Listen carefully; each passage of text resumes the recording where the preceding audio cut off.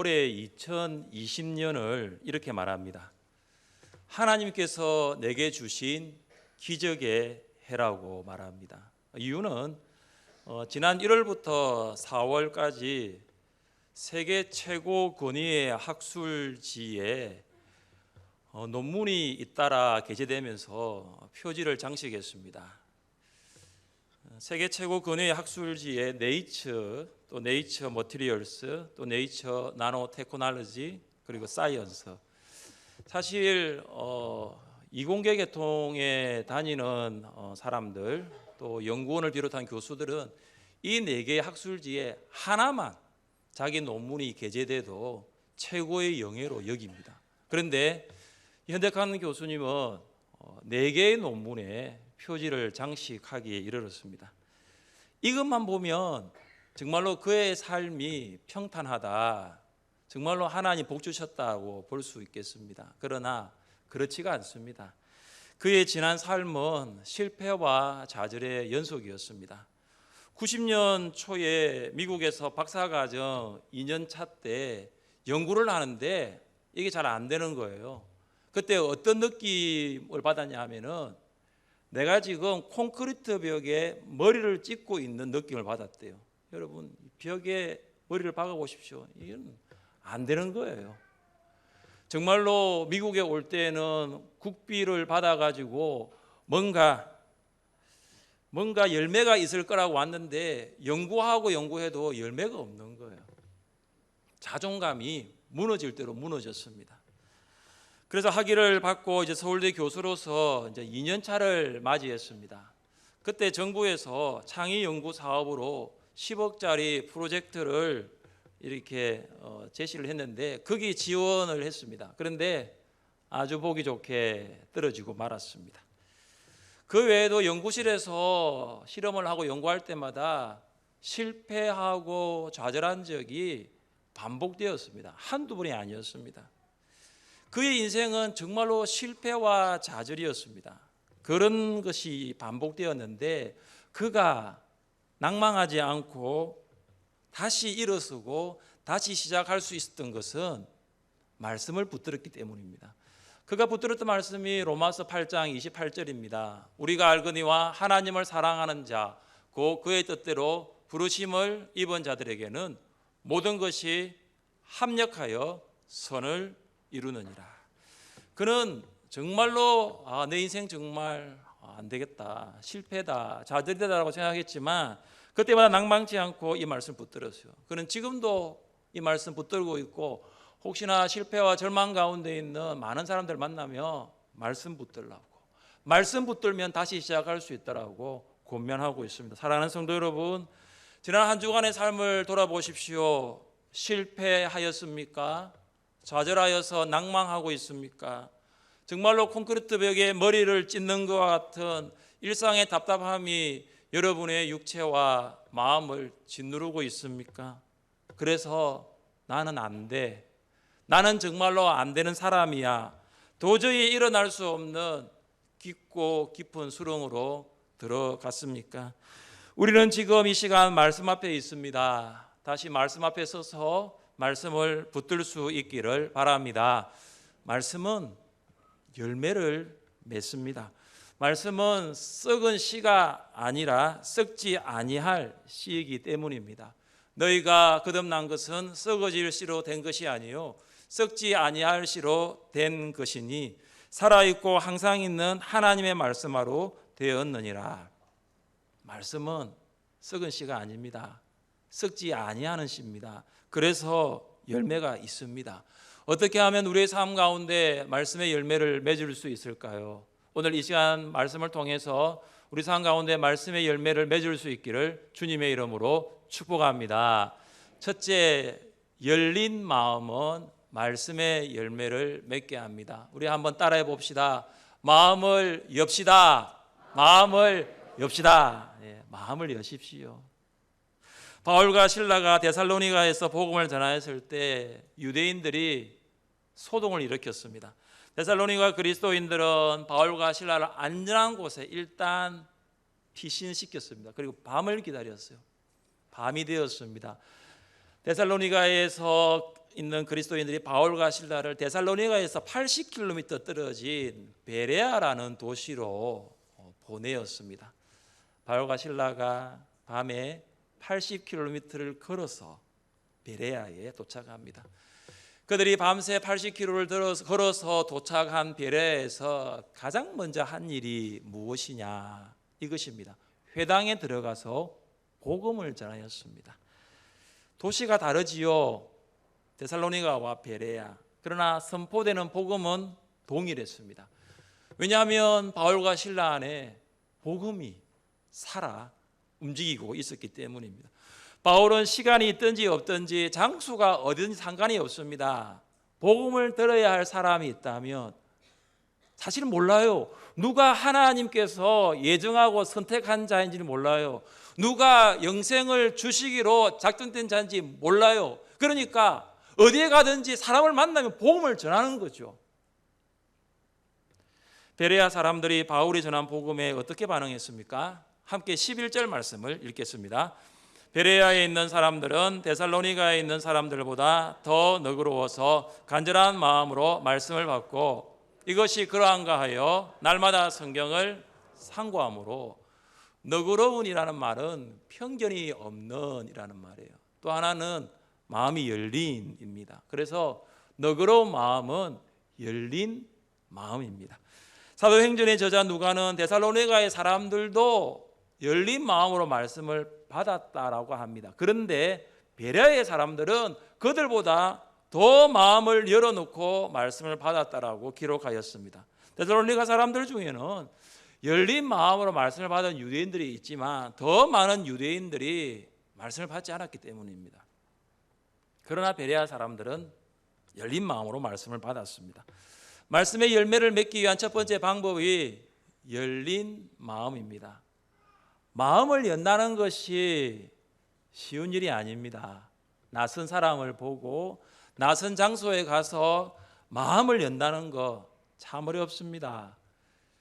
한 번도 다녀본 적이 없는 교회에 와서 마음을 열고 집사님, 권사님, 장로님이라고 말씀하시는 그분들을 향해서 마음을 연다, 보통 어려운 것이 아닙니다. 목장 모임 초창기에 있었던 해프닝입니다. 여러분이 목장이라는 단어를 사용한 곳은 우리나라가 아니라 미국 텍사스주 휴스턴에 있는 서울교회입니다. 여러분, 텍사스 하면은 목장이 참 많잖아요. VIP 한 분이 금요일 저녁 목장 모임에 초대를 받았습니다. 바쁘게 주중에 정신없이 보냈는데 주말을 시작하는 금요일 저녁에 목장 초대를 받았으니까 얼마나 가슴이 설렜는지요. 금요일 저녁에 목장 간다라는 거예요. 이 VIP가 목원을 만나 차에 탔습니다. 근데 목장으로 가려고 하면은 휴스턴 시내를 벗어나야 하는데 30분 동안 계속 차가 시내를 도는 거예요. 30분이 지났습니다. 도착했는데 그곳은 집 앞이었습니다. 소떼가 안 보이는 거예요. 양떼가 보이지 않는 거예요. 분명히 목장 간다고 했는데 문을 열고 들어가 보니까 10여 명의 사람들이 미리 와 기다리고 있습니다. 그 사람들이 이렇게 말하더라고요. 목장에 오신 것을 환영합니다. 서로를 소개하는 거죠. 목자님이십니다. 아니, 소떼 양떼도 없는데 목자님이시. 처음 듣는 말, 목녀님이십니다. 목자는 들어봤잖아요. 카우보이가 많으니까 목자, 목녀는 좀 이상한 거예요. 목녀님이십니다. 목원들 소개하고. 호칭이 정말 낯설잖아요. 사실 이럴 때 필요한 것이 열린 마음입니다. 닫힌 마음을 가지면 모든 것이 낯설어요. 그러나 열린 마음을 가지면 바라보는 시각이 변합니다. 또 하나가 뭐냐 하면은 새로운 세상을 보게 되는 거죠. 계속 마음을 닫아놔 보십시오. 안 바뀝니다. 새로운 세상을 볼 수가 없어요. 그러나 열린 마음을 가지면 새로운 시각을 가지게 되고, 지금까지 한평생 살아왔는데 30년, 50년 살아왔는데 한 번도 경험해 보지 못한 그 세상 안으로 들어가게 되는 것입니다. 베레아 사람들은 처음 보는 바울과 실라에 대해서 마음을 굳게 닫고 경계할 수 있었습니다. 2세기 문헌에 따르면 바울의 외모를 이렇게 묘사합니다. 체구가 작고 양 눈썹이 붙었으며 코가 크고 머리는 벗겨졌으며 다리는 구부정하다. 바울의 외모, 베레아 사람들에게 매력적으로 다가오지 않았을 것입니다. 또 바울이 전하는 말씀은 베레아 사람들이 처음 들어봤던 말씀이에요. 하나님이 계신데 그 하나님이 사람의 모습으로 이 땅에 오셨다는 거, 성육신 처음 들어본 것입니다. 근데 그분이 예수님이신데 사람의 죄를 위해 십자가에 죽었다는 거, 또 처음 들어보는 거죠. 십자가는 압니다, 헬라인들이. 왜냐하면 로마에서 흉악한 어떤 반란죄를 일으킨 사람들을 죽이는 사형도구니까 십자가를 아는데, 근데 하나님이 사람이 되시고 그분이 십자가에 죽었다라는 거, 근데 십자가에 죽은 사람 사형수인데 그 사람을 믿으면 구원을 받는다는 거, 처음 듣기도 하지만은 인간의 이성으로서는 도저히 이해가 되지 않습니다. 여기서 끝난 게 아니에요. 십자가에 죽으신 예수님이 사흘 후에 부활하셨다. 헬라인들은 부활을 믿지 않습니다. 그들은 지혜를 숭배하고 철학자들의, 사상가들의 그런 어떤 철학과 사상을 존경합니다. 세상적인 지혜와 지식으로 예수님의 부활을 보면 앞뒤가 맞지 않아요. 말이 안 되는 이야기지요. 바울과 실라가 전하는 복음은 말이 안 되는 이야기일 뿐만 아니라 그들이 생각하기에는 참 수준 미달이라는 거예요. 그러나 베레아 사람들은 바울이 전하는 말씀을 받아들였습니다. 왜냐하면 마음을 열었기 때문에. 대부분의 사람들이 처음 만나는 사람과 사물에 대하여 마음을 닫아버리는 경향이 많은데 베레아 사람은 완전히 마음을 연 거예요. 그들이 마음을 열었을 때 지금까지 한 번도 들어본 적이 없었던 거, 한 번도 들어본 적이 없던 그것을 마음에 받아들일 수가 있었습니다. 사랑하는 성도 여러분, 오랫동안 하늘샘 교회 본당원으로는 들어왔지만 말씀이 여러분의 마음에 들어왔던 적은 있습니까?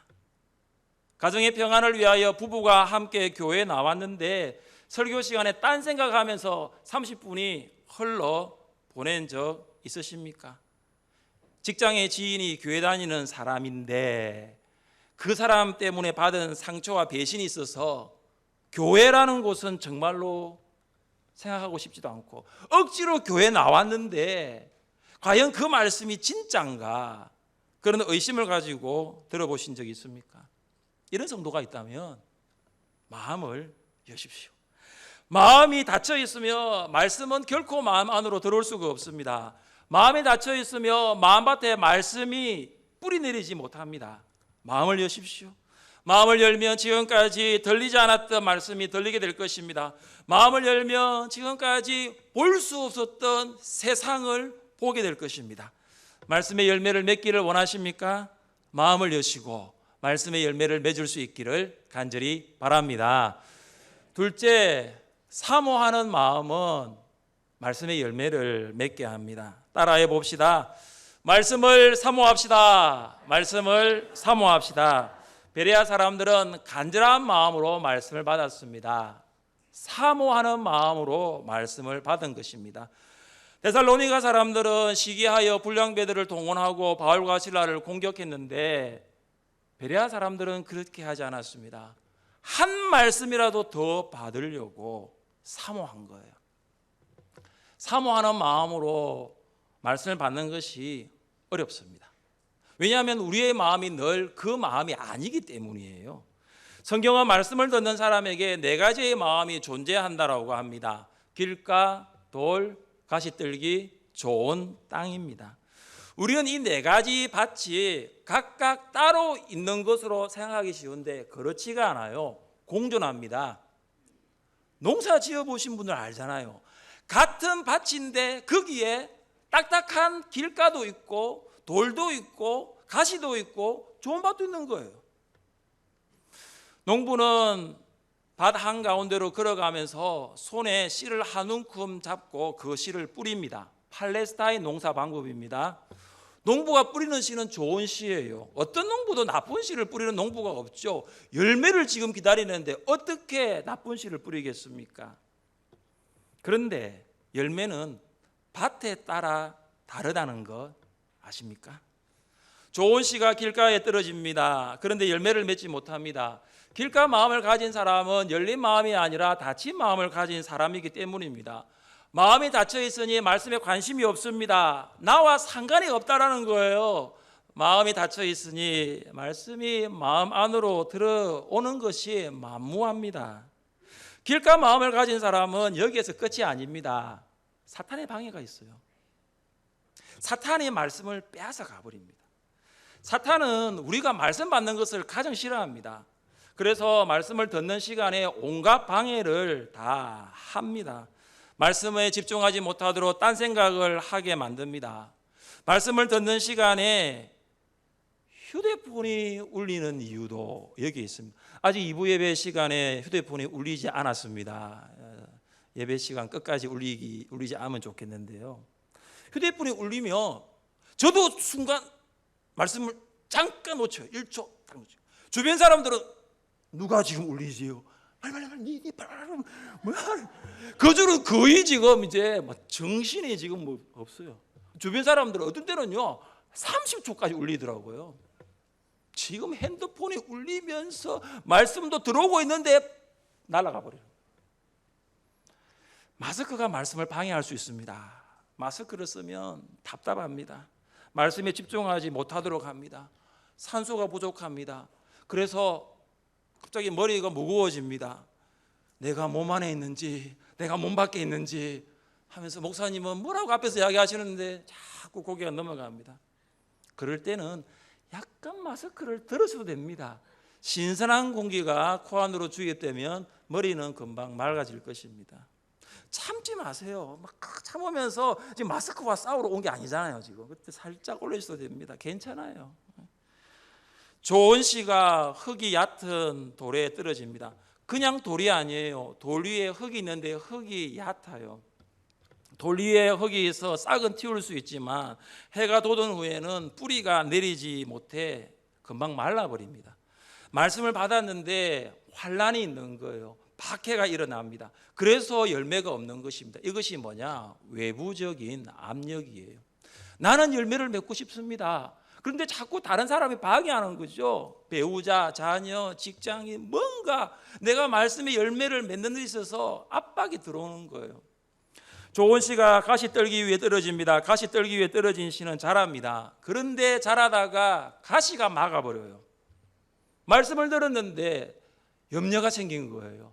세상의 유혹이 말씀을 막아버립니다. 조금만 더 자라면 열매 맺는데 조금만 더 자라면 이제 열매가 보이는데 세상의 염려와 재물의 유혹 때문에 열매를 보지 못하는 것입니다. 이것은 뭐냐? 내 안에 있는 내면적인 문제예요.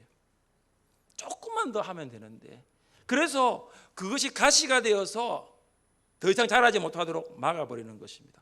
좋은 씨는 좋은 밭에 떨어지는데 그 결과가 어떻게 됩니까? 우리 같이 한번 읽어보겠습니다. 좋은 땅에 부러졌다는 것은 말씀을 듣고 깨닫는 자니 결실하여 어떤 것은 100배, 어떤 것은 60배, 어떤 것은 30배가 되느니라. 아멘. 좋은 밭에 말씀을 듣고 깨닫는 사람입니다. 말씀을 듣고 깨닫는 사람은 반드시 열매를 맺습니다. 30배, 60배, 100배입니다. 좋은 씨앗이 부러졌을 때 산출량, 그러니까 열매를 맺는 게 7배에서 10배가 된답니다. 7배에서 10배. 그런데 말씀을 듣고 깨닫는 성도가 맺는 것은 7배, 10배가 아니에요. 기본이 30배, 60배, 100배. 풍성한 열매를 맺는 거죠. 열매를 거두고 기뻐하는 농부의 모습을 한번 생각해 보십시오. 여러분 혹시 농기구 중에 곰배라는 거 아세요? 곰배 모르죠? 이 지역마다 좀 달아가지고 이 곰배가 뭐냐면 일단 동그란 나무인데 아주 작아요. 두치 남짓한 동그란 나무인데 지금 날아가요. 지금 말씀이 지금 제가 지금 말씀 놓쳐버렸어요. 곰배 설명하다가 짧게 끊어줘서 감사합니다. 순발력 있으시네요. 다음에는 조금 더 꺼주시면 좋겠습니다. 예배 드리기 전에. 이게 동그란 나무인데 이게 작아요. 두치고 이 나무 길이가 뭐냐면 한자쯤 돼요. 한 30cm인데 그 나무에다가 중간에 구멍을 뚫어서 길다란 작대기를 딱 넣습니다. 자루를 넣습니다. 이게 곤배더라고요. 근데 이게 어떤 용도냐 하면은 흙 같은 거 뭉쳐 있잖아요. 그 흙을 깨는 거예요. 지금이야 뭐 트랙터 있지만은 이걸 깨더라고요. 저희 아버지가 제가 이걸 한 걸 봤거든요.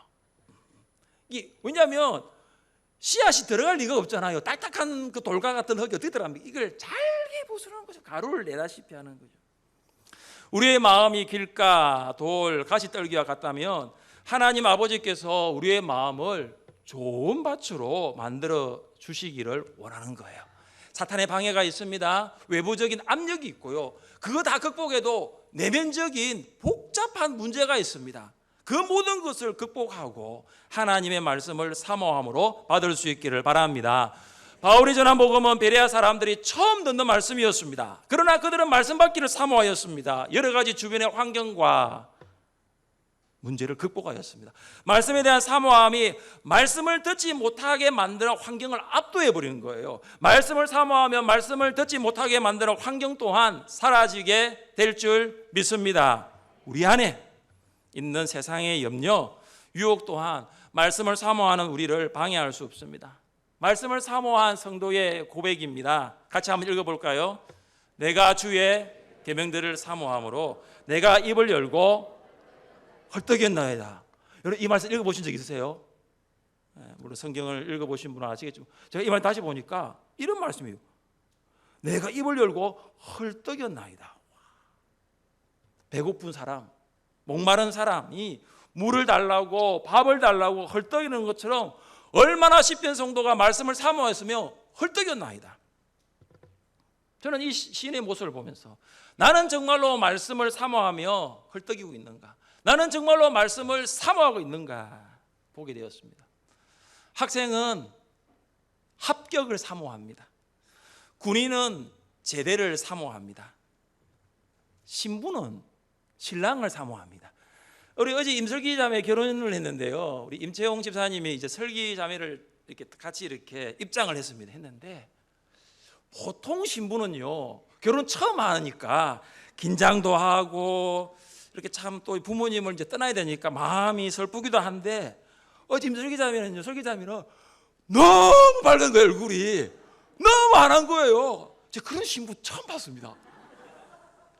와, 그래가지고 제가 왜 저렇게 설기자매가 얼굴이 환할까? 앞에서 신랑이 기다리고 있는 거예요. 배지용 우리 목사님, 구모 목사님인데 배 목사님이 기다리고 있으니까 아빠가 옆에서 가는 그게 안 보이고 신랑이 앞에 보이니까 너무 좋은 거예요. 야, 역시 신부는 신랑을 사모합니다. 직장인은 월급날 사모합니다. 가게 주인은 손님 사모합니다. 마른 땅은 비를 사모합니다. 이것들보다 우리는 얼마나 하나님의 말씀을 사모하고 있습니까? 우리 교회는 좋은 교회입니다. 왜냐하면 말씀을 사모하는 성도들이 많기 때문입니다. 해를 거듭하면 거듭할수록 양육 훈련을 하면서 느끼는 것은 입을 열고 말씀을 받아 먹기 위하여 헐떡거리며 사모하는 성도들이 점점 많아지고 있다는 것입니다. 다른 것 보고 헐떡거리는 것이 아니에요. 하나님의 말씀을 사모하면서 헐떡이는 것입니다. 더 많은 성도들이 말씀을 먹기 위하여 헐떡거리며 그 말씀을 사모할 수 있기를 간절히 바랍니다. 셋째, 말씀 묵상은 말씀의 열매를 맺게 합니다. 한번 따라해 봅시다. 말씀을 묵상합시다. 말씀을 묵상합시다. 다시 한번 11절 말씀을 읽겠습니다. 베레아에 있는 사람들은 데살로니가에 있는 사람들보다 더 너그러워서 날마다 성경을 상고함으로. 아멘. 우리가 잘 사용하지 않는 단어가 오늘 11절에 있습니다. 상고하다입니다. 잘 쓰지 않습니다.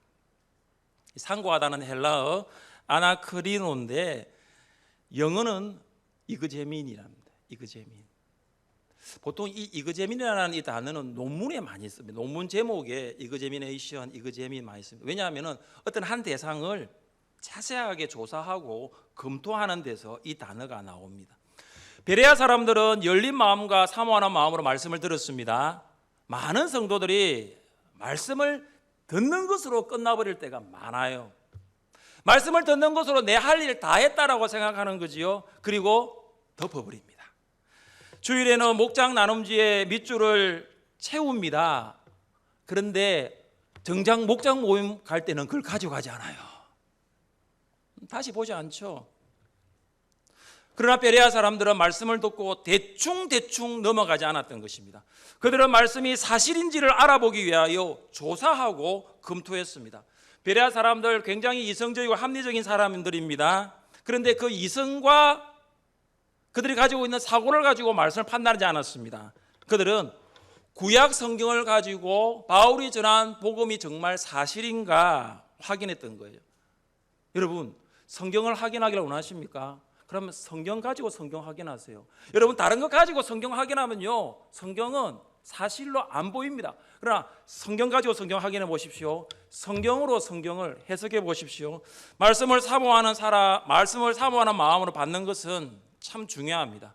더 중요한 것은 말씀이 사실인가를 확인하기 위하여 의미를 조사하고 검토하는 작업이 필요합니다.